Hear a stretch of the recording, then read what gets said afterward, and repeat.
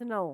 አንድ ታላቅ የእግዚአብሔር ሰው ከእግዚአብሔር ጋር ባደረገው ጉዞ ሁሉ በሕይወቱ ውስጥ በጣም አስፈላጊ በሆነ በማንኛውም ወቅት እግዚአብሔር ምን እንዲያደርግ እንደማያውቅ ተናግሯል ብያለሁ። እግዚአብሔር ሁልጊዜ ከኔ ጋር ይሰራ ነበር።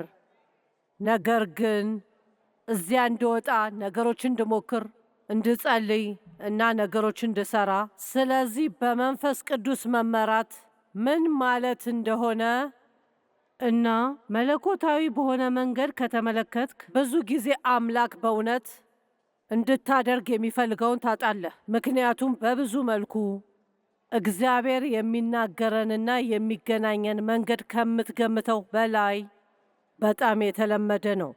ስለዚህ ከዚያ ሀሳብ ወደፊት እንሄድና ከእግዚአብሔር እንዴት መስማት እንዳለብን እንነጋገራለን። በመጀመሪያ እግዚአብሔር እንድታደርግ የሚጠይቅህን ትንንሽ ነገሮችን ሁሉ ካልሰራህ ትልቅ ነገር ሲነግርህ በጭራሽ አትሰማም ማለት ፈልጋለሁ።